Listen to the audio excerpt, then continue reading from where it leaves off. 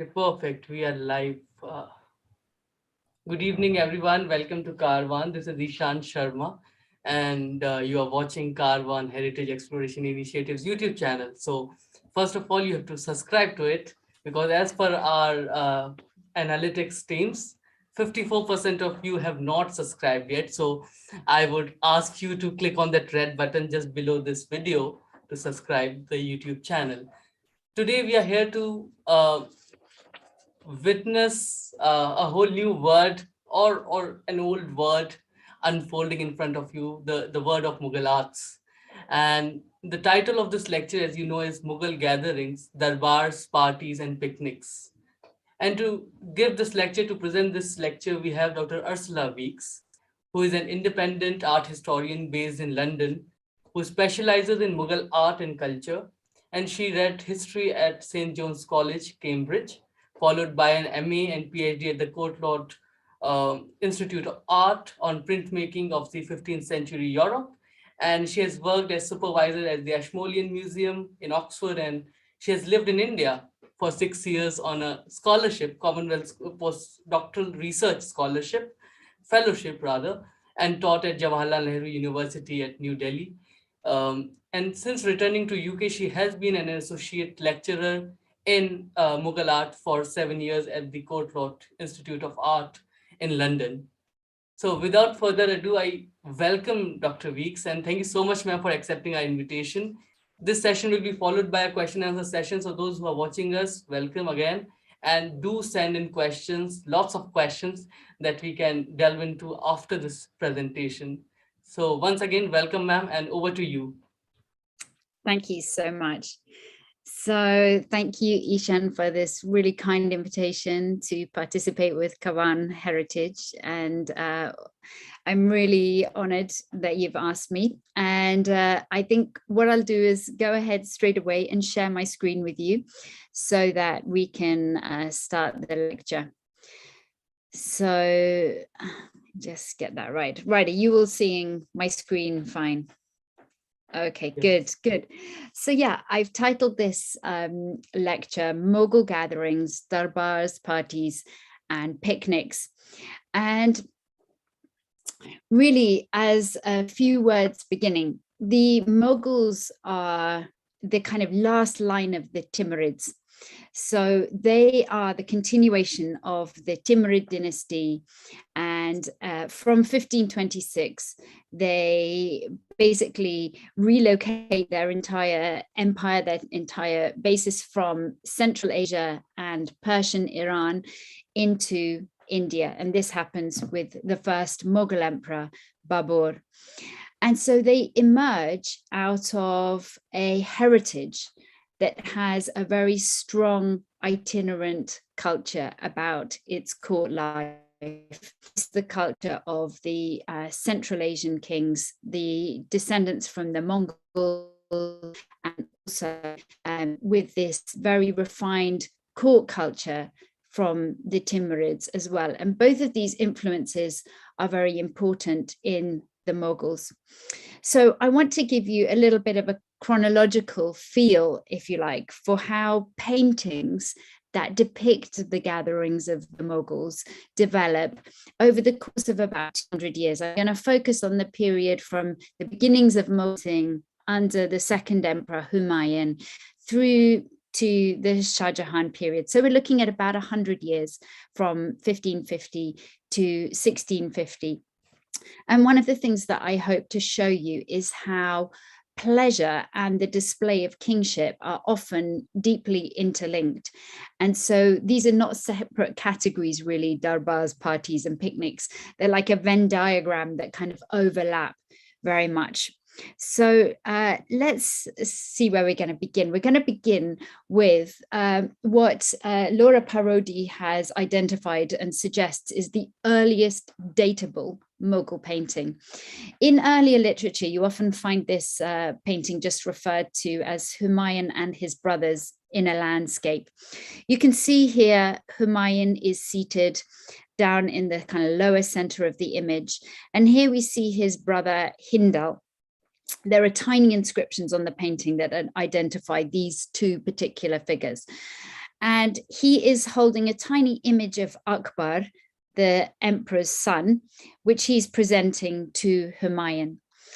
And we see then the whole entourage gathered of the male members of the court.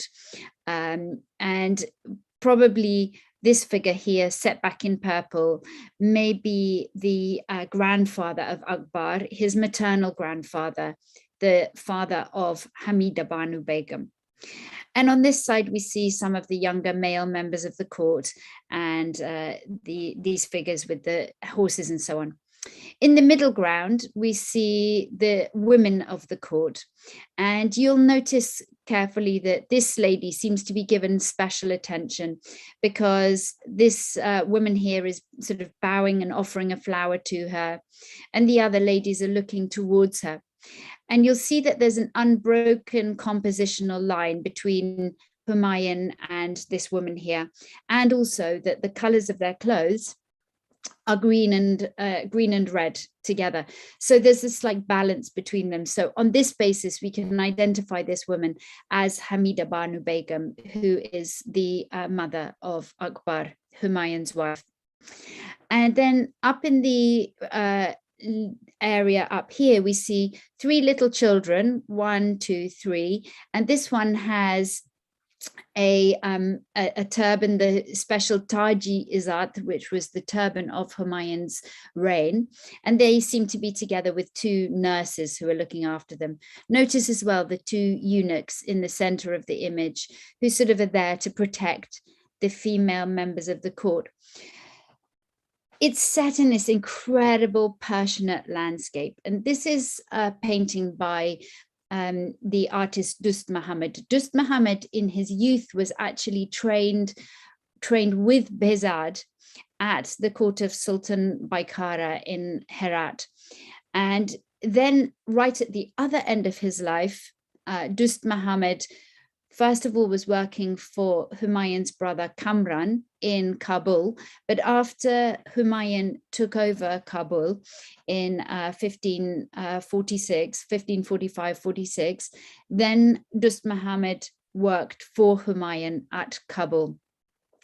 Laura Parodi is the one who really specifically identified this as a scene of the celebrations for the circumcision of the young Akbar. This took place just after Humayun had gained control of Kabul, and he'd actually at that point been reunited with his son Akbar. They had been separated from, I think, a period when Akbar was only about 6 months old, for a period of several years. And so they had gone out into the area beyond Kabul, an area that is just close to Istalif, to the southwest of Kabul. And this next to Istalif is this area called Khwaja Se Yaran, and it's a very sort of sacred area with a number of sacred springs. And we see how this landscape has this marvelous kind of world of its own colors. It looks almost fantastical. And in typical Persian style, some of the rock features have kind of riddles embedded with them. You can probably spot the most obvious one here is this large blue elephant disguised in the rocks, symbolic of Humayun's desire to take back India, Hindustan. But then perhaps a bit more difficult to see, you can see there's almost like a mother here, and then this is like her baby, the head here, the body, and then the little legs sticking up. And so this again reinforces the idea that the page has a lot to do with the idea of dynastic motherhood and of Akbar's lineage. What's fascinating about this page is that although it looks kind of, you know, like it's this very imaginary scene, it actually builds very precisely on some topographical features of that area at Khwaja Se Yaran.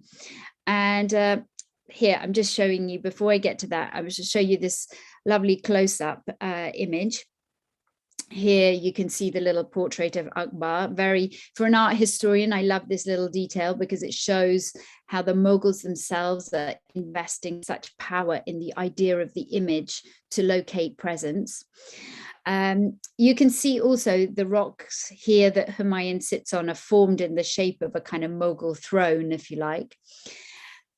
Unfortunately, this page was lent to an exhibition. It belongs to a part of the Jahangir album in Berlin, and it was lent for an exhibition in New York in 1985. And as it traveled to the exhibition, very unfortunately, the face of Humayun, the little bit of paint that really held the face of Humayun, fell off. So this is the photograph that comes from pre-1985 that shows what the face of Humayun looked like. One of the things that's interesting about that, in fact, is that it shows how the face was such a special area of the painting that there was like it was treated separately, and that's one reason why the face is a separate entity and it is a little bit unstable within the painting. So here we have some of the features of the site at Khwaja Sayyaran. There's this steep kind of cave, and from it a sacred spring emerges. There are some very great oak trees still planted there. The oak trees don't come in the Dost Muhammad painting, but there's also this very, very narrow cleft of rock, and you can see a spring emerging from that area there as well. And you can see these diagonal rocks, the diagonal rock structures that come out there. So let me just go to the next slide. And you can see again here how we have these diagonal rocks that are here. We have the cave with the spring coming out, and up here we have the narrow cleft of rock with the spring emerging. So I find it fascinating how you have a real sense of place here. Also, all the trees that are spread out across the painting are mostly Judas trees. It's Aghawan, the name. And they are trees that have this beautiful kind of purple, vibrant colors to them. And in fact, Babur in his memoirs writes about Khwaja Sayyaran, and he says that it's the only site where groves of Judas trees grow. So that was one of the clues that led Laura Parodi to actually investigate whether this was Khwaja Sayyaran as well. So here we see an early Mughal kind of party, picnic, and darbar all in one, as it were, gathered here. It captures that idea that significant court events happen in these kind of outdoor garden settings, in these very significant places. And we capture a really good sense, I think, in the early Mughal period here of how the male and female aspects of the court work together, because there they are, we see the women, but they are in a separate area and they are with the eunuchs. So there is that kind of separation of the women, and yet they're more visible than in much later Mughal darbars and court scenes. So this sets us off as a really kind of good beginning because it shows that kind of itinerant, timid culture. It shows the importance of the dynastic moment. I'll just go back to the first slide so you can see the whole image, because this is all about dynasty really here. It actually emphasizes the lineage of Akbar from the Sheikhs of Jam, from Ahmad Jam, who is a very important Sufi saint from Khorasan. So that's where we're starting off with this very earliest datable Mughal painting dating from about 1546 by Dost Muhammad. Now, Dost Muhammad almost certainly did not travel to India with Humayun when he returned in 1555. The two most famous artists who came with Humayun from Kabul to India and really are credited with sort of founding the Mughal atelier, painting atelier, are Abdas Samad and Mir Said Ali. And I have one painting attributed to each of them, or even signed by each of them. And this is the first one. This is the very famous painting of Akbar presenting a painting to Humayun in a treehouse by Abdas Samad. And the signature on the painting appears on this little book here. And it may well be, therefore, you can see the proximity to this figure. Some scholars have suggested that this figure actually is like a self-portrait of Abdas Samad. We see Humayun sitting up in the treehouse with Akbar at the upper right. They're sitting in this magnificent plane tree, and the Chinar, the plane tree, is the kind of quintessential tree, royal tree of Persian art. And so here they are in this marvelous garden setting. There's this lovely pavilion that has been set up, and there's a staircase and people are bringing food up the staircase. And then we have these musicians who are gathered around in the upper level, and down in the lower level, we have these poets and so on. So this is a really marvelous kind of party that is going on here. And then Akbar is presenting this tiny little painting, and he's giving it to Humayun. And when you look incredibly closely, the painting is actually a representation of what we see in the image. So it's a very reflexive little detail in the word. By reflexive, I mean it's a detail that refers, where the painting refers to itself. It refers to its own existence. And this is a painting that dates probably from the period just as Humayun is returning to Delhi. So it could be made in Kabul, it could be made in Delhi. And when the painting was owned by Jahangir in several generations later by Humayun's grandson, it was mounted into an album, into his Gulshan album. And at that point, an inscription was added here. And this is what is written here. Portrait of Shah Humayun and Shah Akbar, painted by the brush of Abdul Samad, who made this entire scene on the page Akbar is showing to the Shah. So why is that significant? It shows us that the reception of this painting in Jahangir's court, what they found interesting about it was also this idea of reflexivity. They want to highlight that point to the viewers of their album. They want everyone to be absolutely clear that this little image refers to the painting. So it's kind of emphasizing the idea of a mimesis, a kind of mimetic chain, because just as Humayun is able to look at this picture, so we are able to look at that picture. And this is reinforced through the painting all the way through, because you'll notice how there's this lovely hunting party who are returning to the court here. And when you look in on the tiny murals that are painted on the back of the pavilion, you can see that there are musicians and also hunting parties there. So the whole painting is exploring ideas of levels of reality as well. And so again, this seems to be like this beautiful, informal kind of party setting, a picnic. It's a lovely picnic with their food about to arrive.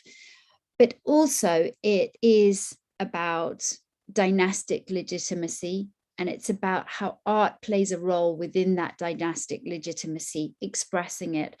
Because here up in the plane tree, it's not a very good detail, I'm afraid, but here we see Humayun and his son Akbar, and they're both wearing that Taj-i-Azat, which is such a key kind of identifier of paintings belonging to Humayun's reign.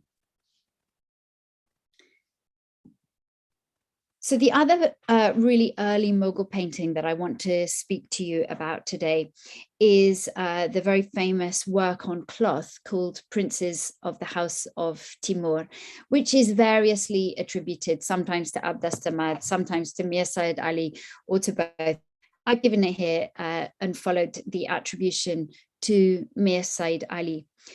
Many of the very, very early Mughal paintings are painted on cloth. You may know that Akbar's great Hamzanama manuscript is painted on cloth, but it's not the only one. There are a number of early Mughal paintings which are on cloth, which again points us to the kind of itinerant environment of the court. Because maybe paintings like this that were on cloth were kind of rolled and then were attached onto tent settings, so that in this kind of movable, pack up and go version of the court, not very very elaborate pack up and go kind of version of the court, that then paintings like this could have been attached to different tent settings. And you can see the very Persianate style here. It's got the gold background, the high horizon line, rocky horizon line, and a beautiful garden setting. And then also you can see all the lovely food that is being cooked in the background over here, wonderful kind of barbecues and tandoor ovens, and it's all making me feel hungry. I don't know about you. Notice as well the lovely plane tree. We were just talking about that as the kind of quintessential tree of royal Persian art. So in the garden setting here. Originally, this painting really depicted Humayun amongst his court. But later on in the early 17th century, both Jahangir and Shah Jahan had campaigns of updating the painting. And they turned it in the 17th century into a painting about dynastic heritage. And so the painting was, I'll just move on to the next slide because I think it shows us, you can see here how updated into the center of the pavilion with Humayun, and now Akbar, Jahangir, and Shah Jahan.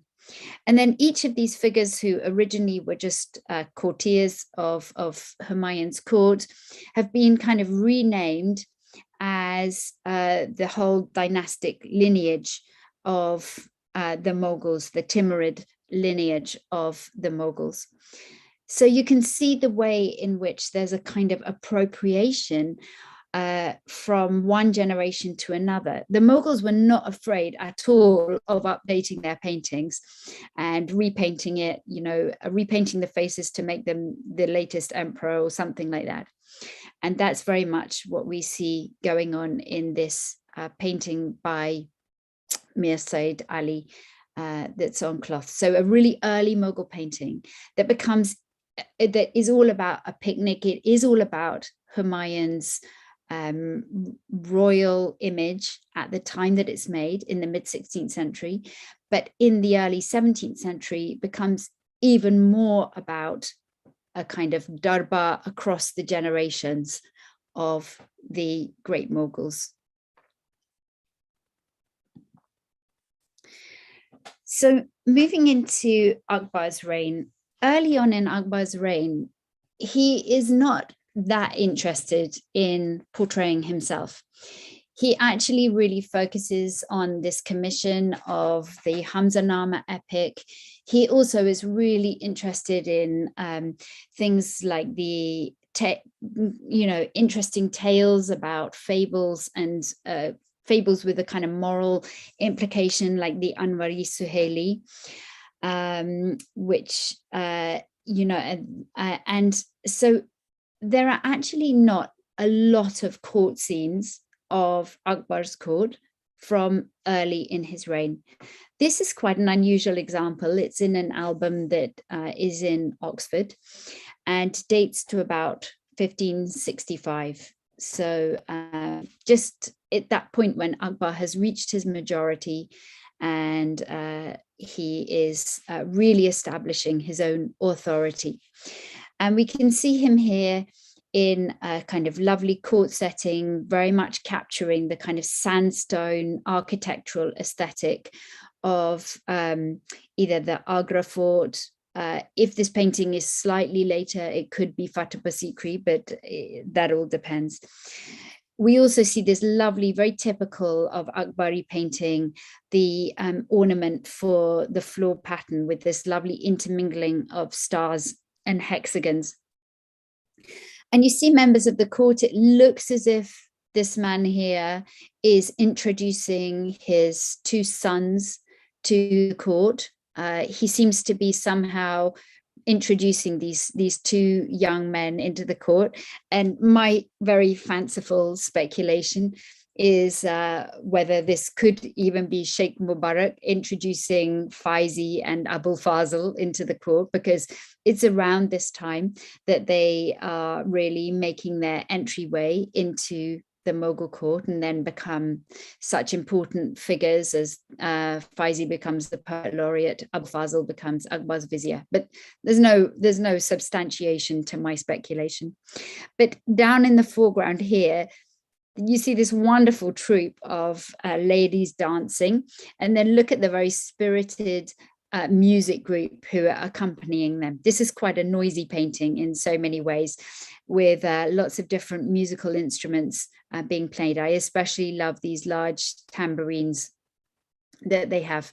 And we can identify them as Chagatai dancers, Chagatai women, because they're wearing these tall caps and their long robes. So that's very much those fashions.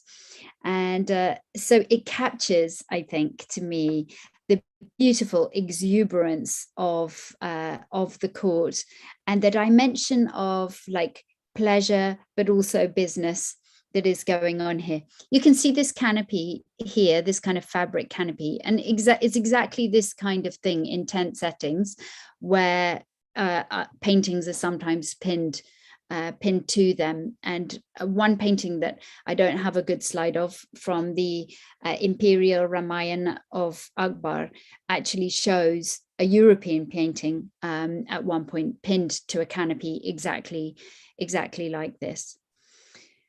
So this is giving us an insight quite a long time before the Akbarnama is made of the kinds of early court scenes that were being painted of Emperor Akbar. He becomes much more interested in representations of himself and of direct representations of his court from around the early mid 1570s, just around that time in 1574, when he sets up the Bureau for Historical Records, where he really becomes interested in documenting every single aspect of his reign. And it's almost as if in 1574 he sort of like launches into Instagram and decides that he really needs to kind of be concentrating on the kind of image profile that he's presenting to the outside world. So from that point on, we begin to get many more images of the court. But at this point, this is quite a rare early portrayal of a court scene. One of the things that may have inspired Akbar's artists and the whole conception of the Akbarnama is a manuscript that was in the Mughal possession. It's an amazing Timurid manuscript. It is the Zafarnama that belonged to Sultan Hussein Baikara. Now, the Zafarnama tells the story of Timur. It was written sort of immediately about 20 years after Timur had died. And so it was a well-established text in the Timurid tradition.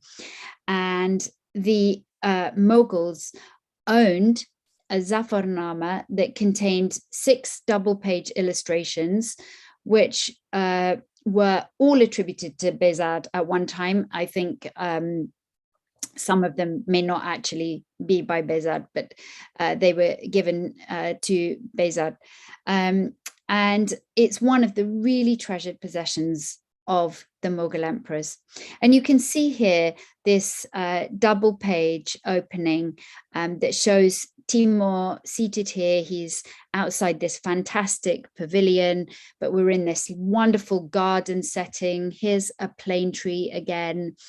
And you can see lots and lots of gifts that are being presented to Timur here by the entourage. And I love this figure that you see just from behind. And even just as I'm speaking to you now, I'm realizing that's like an original source for a motif that recurs a lot in the Jahangirnama, particularly. Notice also these lovely canopies and tents and so on. So again, we have this wonderful outdoor setting. There's a kind of party feel, but this is very much about presenting an imperial image in a formal setting. And the idea of having a double page opening. So the whole Persian book tradition is that you paint on the vertical page.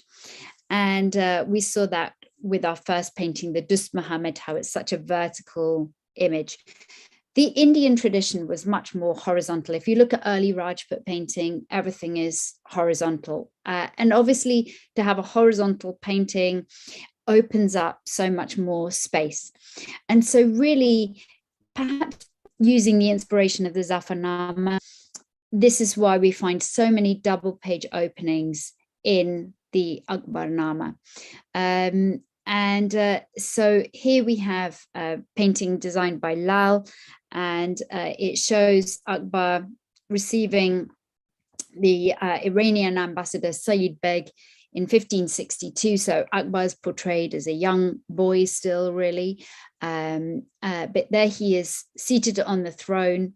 And again, here we see the Iranian ambassador coming here, and he's making his salute to him. Here we have all the intermediaries of the court, as it were, showing the protocols of the court, the kind of layers of ornate ceremonial procedure to introduce an ambassador like this.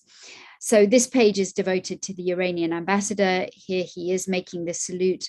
And then we have all these tray, like bowls and bowls of gifts that are being brought, and food being laid out, and here these large water jars, I think, that are being brought forward here.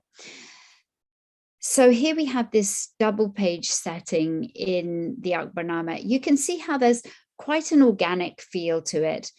There's a structure of hierarchy across the two pages. There's a kind of gathering around, but just notice how the flow of the image works, because as we move into the Jahangir and Shah Jahan era, we see how it becomes much more structured, much more hierarchic in the construction of Darbar scenes. This is a double page opening that shows the submission of the rebel brothers Ali Kuli and Bahadur Khan. And this is a painting that is again showing an early period in Akbar's reign. These two brothers were great, like intimate associates of Humayun. And really, one of the things that, with hindsight, we don't often realize this, but actually at the point that Akbar came to the throne, his position was not that secure. The whole Timurid structure of inheritance meant that anyone who had any male with a legitimate claim could consider themselves, somebody who could come to the throne. And at the beginning, when Akbar, he's only 13 at the point that Humayun dies, and there are very, very strong factions within Humayun's intimate circle. And also, so many of them have kinship ties as well. So that's one of the reasons that you have Akbar has to kind of face down quite significant rebellions early in his reign. And these two brothers were kind of like, top notch among the rebels. So this is a point at which Akbar has the upper hand. You can see him up here. He's seated in his charoka.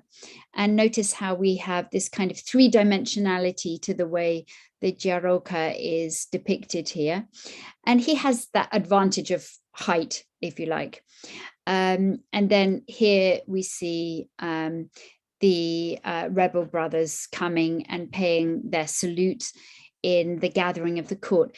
Typically for an Akbarnama scene, we have this bird's eye view onto the image, and there's just a lot going on in the image. It's beautiful with so many details to take note of. Like, look at these lovely 3 camels here, and then the horse that's entering in through the gateway. There's a beautiful landscape detail of this kind of night scene, as it seems, that we have here. Well, the shortly after that, the brothers rebelled again. Akbar spent a lot of time chasing them around North India, trying to deal with their rebellions. One of the people who had interceded for them was Mirza Mirak Mashhadi. And here we see this moment where he's standing, he's kind of interceding. You can see the very interesting dynamic between Akbar, who's in this vibrant yellow color, seated up in his charoka, in his palace, leaning over, looking, kind of commanding what's going on. But he had been sentenced to death as a result of, he was condemned to death, and it was to be trampled by elephants. But in fact, the elephant treated him so gently, and the Mughals were very aware of this kind of omen. And so if the elephant didn't actually kill him, then Akbar would consider that like a divine sign that his life should be spared. So here we see that his life is actually being spared with this interceding for him. So moving into the end of Akbar's reign, so we have the Akbarnama that is really sort of significant as Akbar's main statement of imperial image in art. Towards the end of Akbar's reign, we begin to see, especially an artist called Manohar, start to make small group portraiture that is much more intimate. And in fact, I just wasn't able to get hold of the slide of Manohar's portrait of Akbar in the Chestabiti Library, which shows him in a very intimate court setting towards the end of his life. It's dated to that period between about 1600 and 1605, when Prince Salim, Akbar's son, had rebelled against him and set up his rebel court at Allahabad. Now, in that period, Manohar is really kind of developing a much more precise idea of observed portraiture. Through the Akbarnama, for the most part, Akbar is the only really identifiable figure. Occasionally, you can pick up the portraits of some other specific Mughal nobles in the Akbarnama, but for the most part, I think it's an area actually that, you know, would really is a real area from some scholars to work on, is to see how much real portraiture there is in the Akbarnama. But for the most part, it's like Akbar who has this iconic likeness that goes through, and only on rare occasions can you precisely say this is an observed portrait of so-and-so or so-and-so. But Manohar at the end of Akbar's reign is developing this much more precise sense of observed portraiture. Manohar is the son of Basawan. He's one of the greatest artists of Akbar's reign. And it seems that Basawan either probably dies, or he certainly stops being active in the late 1590s, in the very late 1590s. And it seems that Manohar is pretty good at sensing the political winds of change. And so he associates with Prince Salim, and he goes to work for Prince Salim at Allahabad. This painting comes from the Wantage album. I'm sorry that I didn't put a caption up there. It is by Manohar. It's in the V&A Museum, and it shows Prince Salim receiving Qutbuddin Koka. Now, this is his foster brother. This is the foster brother whose mother is one of the descendants of Sheikh Salim Chishti.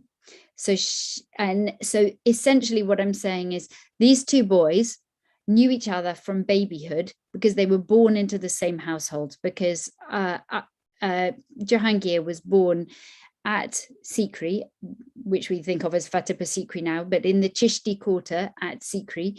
He was born there in the Chishti house, and he was breastfed by this guy's mother.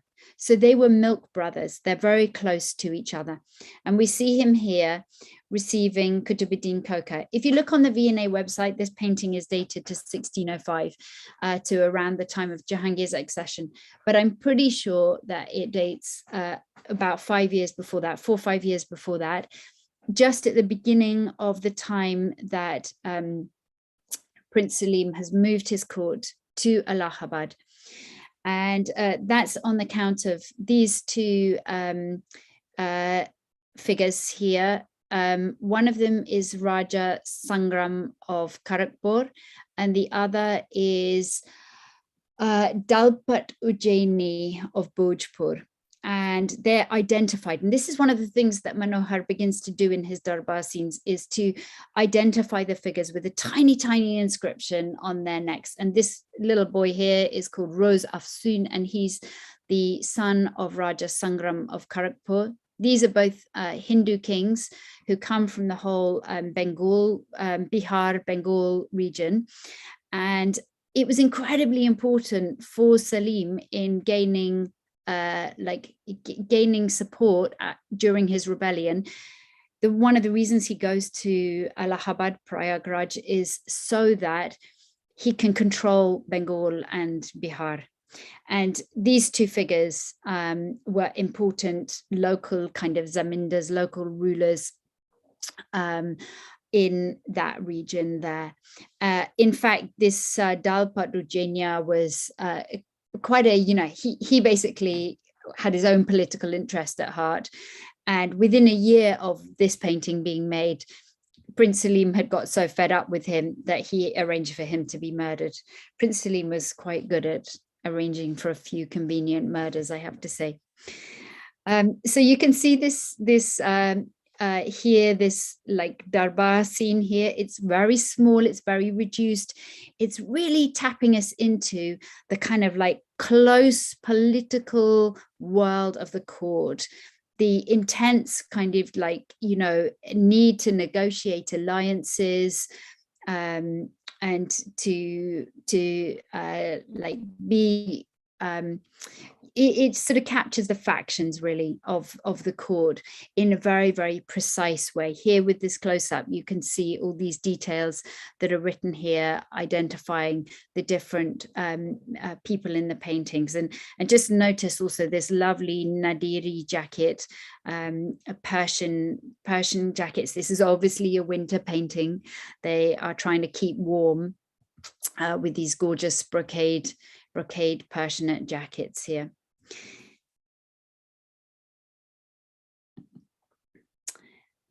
This is one of my favorite paintings, actually, that comes from the Salim Atelier, the period when Prince Salim has his court at Allahabad. And it's a painting that shows the artist Abul Hassan presenting his work to Prince Salim. And so you can see that it's in the presence of other attendants, courtiers or artists. And there's a real intimacy, because do you see how Abul Hassan, he's like, he hasn't just given his painting to the emperor, or to the crown prince, he actually still holds it at the time that Salim also holds it. So there's this incredible idea of intimacy between patron and artist here. And Prince Salim is pointing very knowingly at the painting. It depicts an elephant. And from this, I wanted to capture the idea that, you know, in the routine of the emperor during the day, you know, there were times when there were really big set piece audiences, like when he would sit in the Divani Arm in the general audience hall, or the Divani Khas, and transact the business of the empire. But there were also times in the day where the emperor or the prince here would withdraw to more intimate setting, particularly the setting known as the Khusulkhana, the bathhouse. And this was where the most informal but most intimate kind of gatherings took place, and where many discussions about art, about literature took place. So I love how this intimate setting here, kind of, for me, it captures that idea. And these are also important audiences. You know, they were written up. Abdul Sattar has written his account called Majalis-i Jahangiri. And this is about the gatherings. The majlis are the gatherings or parties of the Mughal court. This idea of capturing the kind of current political moment is really present in early Jahangir period painting. And so you find very early in the reign, there are some paintings where the emperor's eldest son, Khusro, is kind of making a presentation to Jahangir. And this was a period before Khusro's rebellion was like seen as absolutely final, which was when Jahangir then had him blinded and he was in prison. This painting dates just after that period where Khusro, the eldest son, has been kind of finally and fully rejected as the heir. Poor Khusro, I feel sorry for him. He was like, in a way, he was only a late teenager at the time his father came to the throne, and a very powerful faction at Akbar's court had basically kind of, you know, gathered around him, trying to make him emperor instead of his father. And so this was why he had rebelled. This painting shows the second son, Prince Parvez, making a presentation to Jahangir in the context of this quite intimate garden setting. And we can date this painting to this period where Parvez is seen as the heir apparent, which dates roughly from about 1607 to 1614. So he had kind of like 7 years of the good life, and then he got really sidelined by his father in favor of Shah Jahan. But when you look at the identities here, again, you can see this real interest now in a kind of hierarchic portraiture. Compared to the painting I was just showing you, there's much less kind of emotional intensity here. And the focus has become on how to structure a group portraiture that presents people with their actual likenesses, presents them clearly. And again, already we're beginning to see probably the use in the workshop of little kind of model portraits that can be used interchangeably, inserting different characters into different images as required by the kind of events that are being portrayed here. So there's this interest in observed likeness, but slightly to the loss of the kind of emotional, the kind of emphasis on character and interpersonal dynamics. It becomes less in these Darbar scenes from this point onwards. You can see just the background there. Manohar was absolutely brilliant at his landscape backgrounds. Moving into the kind of middle period of Jahangir's reign, he very famously becomes fascinated with the idea of allegorical symbolism, allegorical portraiture. And this is one of, I think, the most intriguing of Jahangir's Darbar scenes that has a very kind of allegorical bent to it. So again, it dates probably just before 1615, just 1614, 1615, because again, we see Jahangir here with Prince Parvez. And it's just after this period when, after Prince Karam, who becomes the Emperor Shah Jahan, he has been, after his successful campaign against Rana Amar Singh of Mewar, and then his Deccan campaign, he becomes the heir apparent. So this is still at the time when Parvez is kind of in the lead, if you like. And we see Parvez here with his son.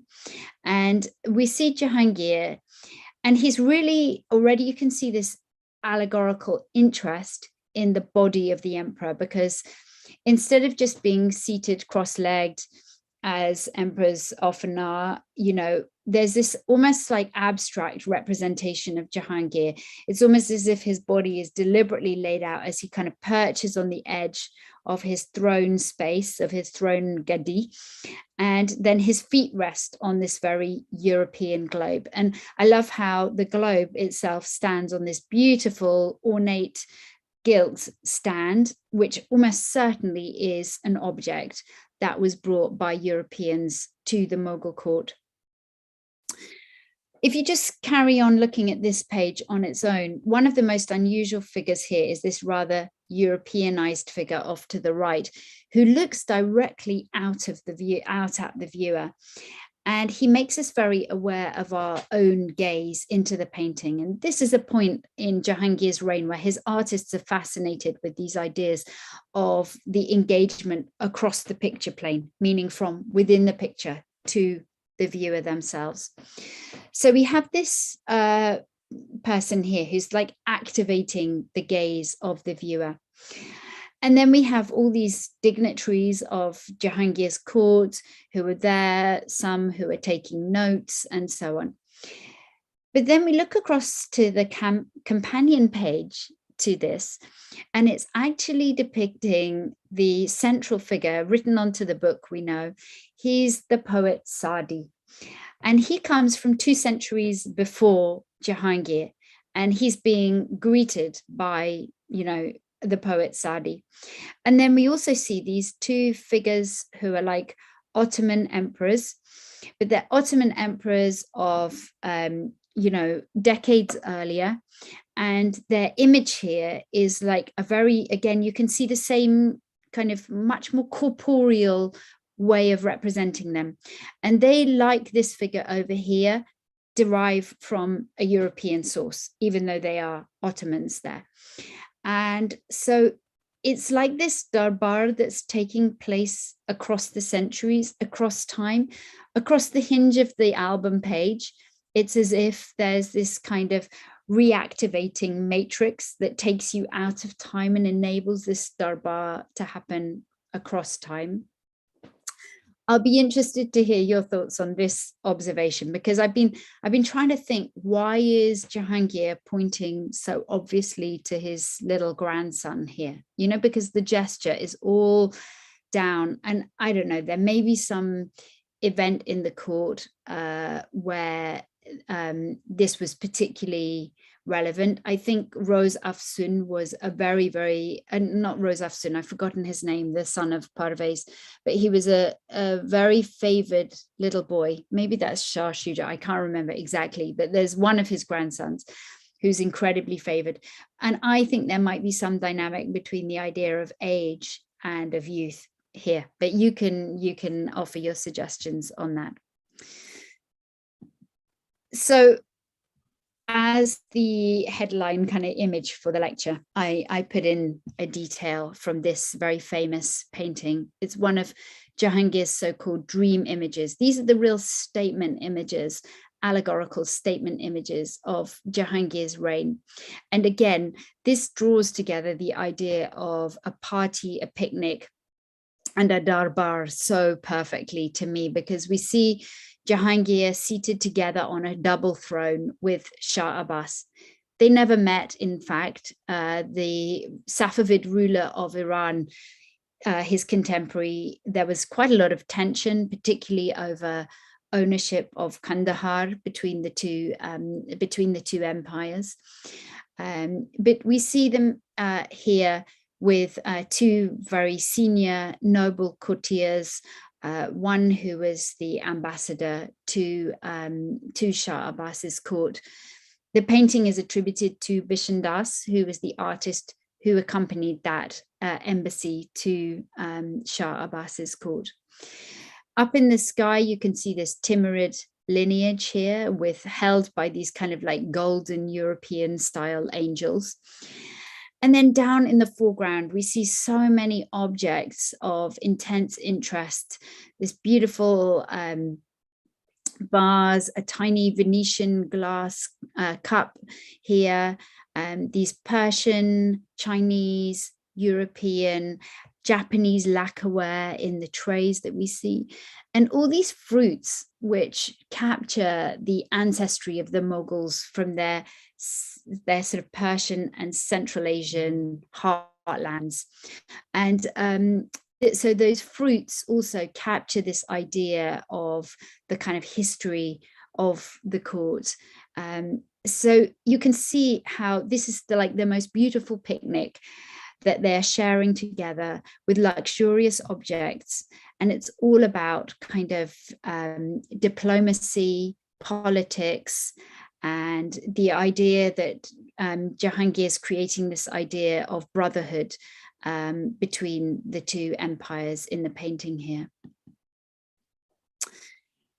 In the Jahangirnama, we see Jahangir on lots of different kinds of outings.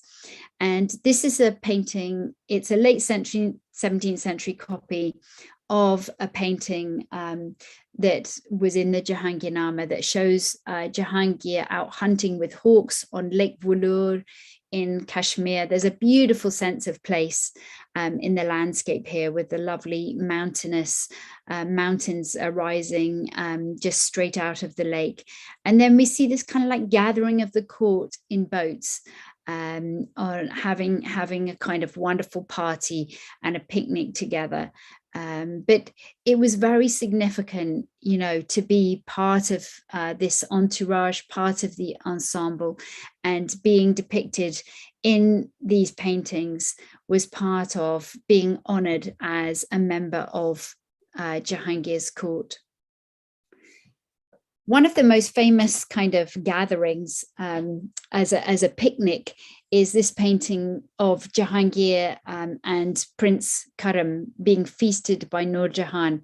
Again, this is a painting that taps into the whole realpolitik of Jahangir's reign, because in fact, there was a lot of tension between Nur Jahan and Prince Karam in the last years of Jahangir's reign, because Nur Jahan was kind of promoting the cause of his younger brother Sharia, because Prince Sharia had married this only daughter that Nur Jahan had by her first marriage. And in fact, it was her brother, Asaf Khan, who was really promoting the kind of cause of Prince Karam. And so perhaps the carpet here, the very turbulent carpet with these kind of Persianate simurgh and various monsters, expresses something of that turbulence. But here we see this occasion where Nur Jahan, maybe a fictive occasion, Nur Jahan has invited them to her garden setting, the Rambagh, and we can see them here feasted. Again, Jahangir is presented with his halo. So there's a real formality about whether this is just a picnic. This is not just a social event. This is very much about presenting an imperial image. Notice the lovely pavilion with little murals here. We see a little landscape setting with nilgai. We can see the lovely cypress trees that decorate the pavilion. And up here, Merin Chirarizve's noticed that there's a tiny little image of the Madonna, just reinforcing that idea of how Madonna images were used to convey ideas about female rulership in the Mughal court as well. So here we see a gathering that's much more in the harem space of the court, you know, with the women gathered with the women of the court, not just the men of the court. Because I'll jog your memory right the way back to the Dus Muhammad painting. That's really been the only place where we've seen men and women together in a kind of picnic court setting. So here we see just a kind of place in the female space of the court. And just to show you a couple of images of the Rambagh at Agra, it was originally a garden of Babur, and then Nur Jahan had these pavilions built. And so it just kind of captures what we're seeing in the painting. And I haven't actually been to the Rambagh, but I believe that mural painting still survives on site there. And then one of the most famous parties of Jahangir is him playing Holi with the ladies of his court. And again, so here we have this party gathering. And this is part of the much more open depictions of women and their pleasures that happens, that Ellison Banks Findlay really associates with the influence of Nur Jahan at the court. It almost looks like this might be the same Rambagh setting, because look, here's the Nilgai kind of mural right on the same edge of the corner there, but like a bed has been laid out. So perhaps this is an event also taking place in the Rambagh, and there's a little bit of a sense of place within the image here. Towards the end of Jahangir's reign, we see Manohar developing his most sophisticated group portrait, a real Darbar portrait, as we see Jahangir sitting in the Divani arm. He sits in this Charoka space, and there's a little image of the Madonna above him. Here we see him greeting Prince Karam's son here. And then there are 68 figures in this painting. One of them is a Jesuit priest. And you can see how there's this real emphasis on working out a system of, there's no real depth. It's a very two-dimensional image. All the portraits are kind of stacked on top of one another, but there's a very hierarchic progression about where you're positioned within the image. And this develops under Shah Jahan very famously in his Padshah-nama, where we have much more of a sense of real structure, of hierarchic structure. So Ebbe Koch has worked a lot on this, talking about Karina, the use of symmetry, and how there's an imperial axis that comes down the center of the image, and everything is focused around that imperial axis, so that we get a double kind of, if you like, vanishing point. One area of focus is right on this Charoka space. And notice how this has become like a completely framed space. You might recall I showed you the Akbarnama page with Akbar and the rebels, Ali Kuli and Bahadur Khan. Well, in that, Akbar was in the like three-dimensional Charoka space. Now it's become this kind of codified symbol in the Darbar setting. And we have all the figures very structured in the way that they look up to Shah Jahan. And this is another page from the Padshah-nama, again showing how the Charoka space becomes this very, very codified space to activate the presence of the emperor there. This is one of my favorite pages when Shah Jahan has returned, having defeated Rana Amar Singh. And here we have Karan Singh, his son Karan Singh of Mewa, appearing at the Mughal court. And you can just see the kind of menacing atmosphere of all Prince Karam's kind of, heaviest thugs surrounding him, making sure that nothing untoward takes place. And we see the lovely little Charoka image of Akbar. So here you've got 3 generations within that Darbar space. So again, we have that kind of Darbar paradigm that's incorporated into images, much more focused on pleasure, but still so hierarchic here with Jahangir and Shah Jahan, sorry, and two sons, and then the more senior members of the court on this level, the others who are looking outwards towards the elephant fight. And I love the contrast with the totally emptiness, really, of Nain Sook's painting of Muhammad Shah watching an elephant fight. Obviously, Nain Sook knew about the Shah Jahan design, but it's just like the court, all the members of the court have kind of like disappeared and gone. And then we see, just to show you one image of Shah Jahan in a more kind of pleasure setting, if you like, up in Kashmir, which the Mughals absolutely loved. And here he's examining jewels. We know how devoted he was to gemstones. And so we see him on this lovely terrace with a beautiful landscape setting behind him, looking across a lake somewhere in Kashmir. But again, with the halo, it's really emphasizing his dynastic presence. So I'm going to finish there. And I'd love to hear any of your comments or questions. And really, as a way of summing up, it's to show how important the presentation in art of the emperor in his kind of formal court settings were, but how the formal court settings also draw on images of these kind of parties and picnics that together seamlessly make up a kind of imperial image. So thank you very much. Thank you so much, Dr. Weekes. I'll just stop the PowerPoint sharing so that we can come back to the gallery view. Yeah, I hope you can see me now. Yes, I can see you. Thank you so much for that wonderful, wonderful lecture. And I'll just see if we have questions. I think Chandni wants to start off with the question answer. So Chandni, if you can hear us, please open your video and you can ask your question. Thank you, Ishan. And thank you so much, ma'am. It was so mesmerizing that I did not want the lecture to end. I was sorry that the lecture ended. Ma'am, I was wondering that what kind of role did the painters play in the political affairs of the court? As in when the rebellious Prince Salim was joined by imperial painters, did it in any way legitimize his rebellion now that he's people from the court joining him? That's an excellent question, Chandni.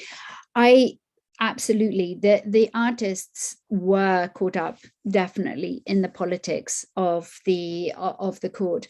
And I think that the Salim Atelier is a really good example of that, of the way in which the artists which moved over to join him there enjoyed absolutely stellar careers under Jahangir as an emperor, and a number who clearly did not join actually were among those that, you know, when Jahangir streamlined the atelier from being about 100 artists down to being only about 30 artists, they had to go and find new patrons. And I think also what you see in Manohar is actually, I think Manohar, his paintings of Akbar seem to have like a real affection for Akbar, whereas his paintings of Jahangir become more formalized and there's less kind of warmth in a way in them. And whether that is because Jahangir himself like really wanted that kind of coolness and no access to his character in a way, or whether actually also what we're seeing is just like Manohar doesn't have such a deep affection for him, but he also really knows that to survive in the politics of the court, to play an important role, to be able to continue as an imperial artist, that it's his political expedience to go. And I think also a painting like the Wantage album one, where he's receiving Qutbuddin Khoka, shows how artists are absolutely integral to the kind of latest, like if you want to capture those alliances in art, you've got to trust your artist to be the one that you say, well, I want the painting with Raja Sangram of Kharagpur and I want it with Dalpatu Jainia. So the artist himself knows what's going on in terms of what alliances are being made, how things are progressing. And actually that's actually always true. Even in Western art, you can see examples like Holbein, where he has to go off and paint, for example, Christina of Denmark for Henry VIII to see if he wants to marry her.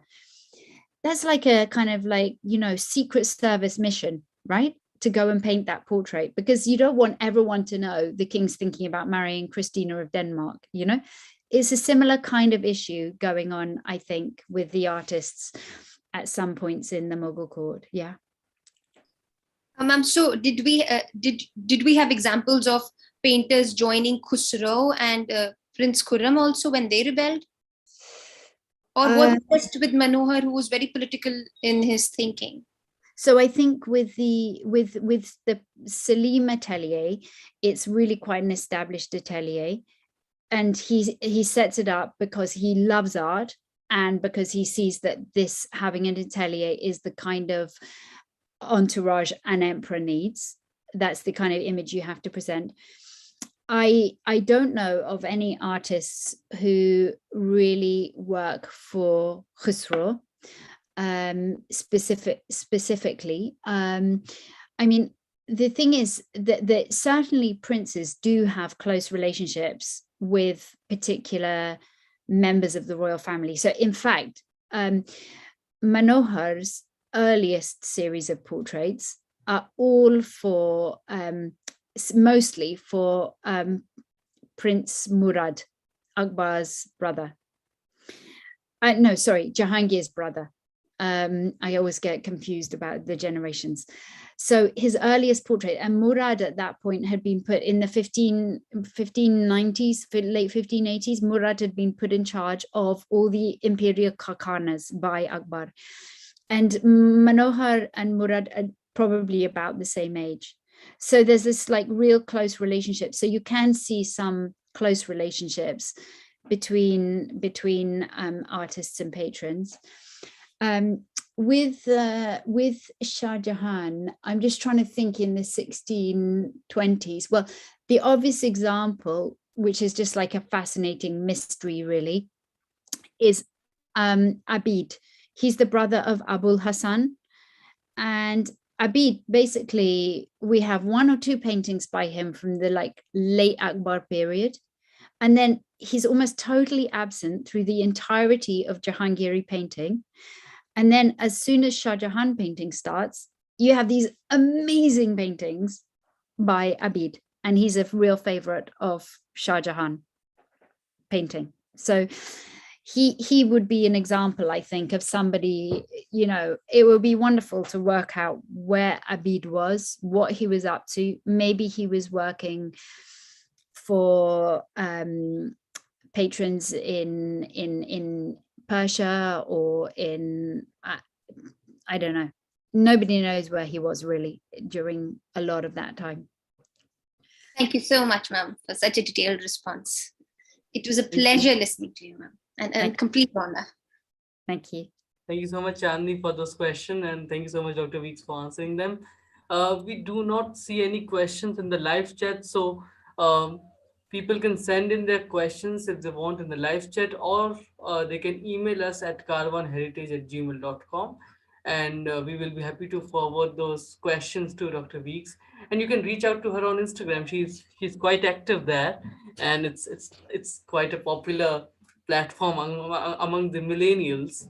So yeah, if please any do students are watching follow us, me on Instagram at Ursula Weekes, just my name. And I'd love to see you on there. And I particularly like to help students. So if people who I can see are really genuine students are reaching out to me or you know, for advice about things, then they're always top priority for me, because I know in my own academic journey how much I've been blessed by the scholars who just took that time out to be personal, to share insights or whatever. So it's my turn to give back as well. thank you so much, Dr. Weekes, and I think people will reach out to you on Instagram. And as she mentioned, her username is her name. the complete name. So you can search for it on Instagram. And alternatively, you can go to Carvan's Instagram page and you can see it there, and you can follow us also if you want. Well, I That's have to say, I'm going to give a plug for you guys too, because before we came on air, I was just saying to Ishan how amazing I think this platform is, and other platforms on Instagram that are really kind of like founded by people while they're doing their BA degree. I love the vision, and I love the way in which you are reaching out to completely kind of broader new audiences, and making academic life so accessible and real to the present day. So thank you. Thank you so much, ma'am. There is a question by Nikita, and the question is, thank you so much, ma'am, for visually pleasing and interesting presentation. In the painting Jahangir feasting Shah Abbas was not wearing any piece of jewelry. Why was it so, according to you? Oh, well, that's a very good observation. And I would say it's a very clever bit of visual one-upmanship. So in the sense that, you know, whenever Jahangir was getting his artists to portray him with Shah Abbas, he always found clever ways to kind of insult Shah Abbas too. So, you know, by making him look very small and not so powerful as Jahangir. And so obviously to strip him of his jewelry is a very good way of doing that also, because I haven't actually noticed his jewelry so much. So I'll go back after this and have a close look at what you're saying. But, you know, jewelry was invested with so much importance for kingship and rulership. And so for him not to have those is a really very tangible way of saying Jahangir is the main king and not Shah Abbas. There's another question by Nikita, and her question is, it relates to the verses in the margin of these paintings, particularly on the margin of the painting Jahangir and Prince Khurram feasted by Noor Jahan. Can you talk about that?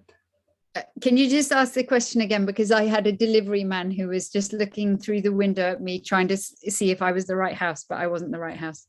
Yeah. So the question is, she wants to ask about the verses in the margin of these paintings, particularly on the margins of the painting Jahangir and Prince Khurram feasted by Noor Jahan. Uh-huh. I think for the most part, I can't remember exactly in that example, and we're now out of the PowerPoint, but if I remember correctly, what album does that come from? I'm not exactly sure, but it's basically often those verses are not made exactly with the painting, but when the album page is made, they put together verses that are deemed appropriate, or in that case with, like I showed you at the beginning, the Akbar and Humayun in a treehouse, an inscription was made specifically for that painting to explain its context and its circumstances at that period. So I'm afraid that's not a very good answer to your question, but it gives you the framework for how to find the answer to your question. Thank you so much, ma'am. I think those were the questions. And as I said, if you have any other question, feel free to mail us and reach out to Dr. Weekes or Carvan on Instagram or Facebook or different platforms. And there are some announcements from Carvan. So if Dr. Weekes allow me, I Oh, of can course, go ahead. talk about the upcoming lectures that we have. Tomorrow at 8:30 p.m. India time, uh, we will be joined by Professor Swati Chattopadhyay to speak about segregated intimacies, reading race in the colonial city.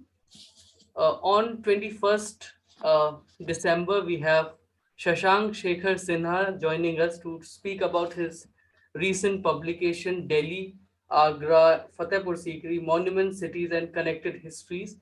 This is the book which was published by Penn Macmillan just last month. On 23rd at 5 p.m. India time on our YouTube channel, we will be joined by Rana Safwi to talk about her recent book, which is published by Rupa Publication titled a saint, a folktale, and other stories, lesser known monuments of India. I would like to show the cover of that as well. And on 23rd at 7 p.m. IST, just after the conversation with Rana Safvi, I will be hosting another live where I will be announcing the jury, 16-member jury for the Carvan Book of the Year, which I like to call Carvan Book Prize 2021. So do join us for that, because we have some wonderful jury members joining us for this year's jury, and we are fortunate to have to receive nominations for over I think 20 publications all over the world for the book prize.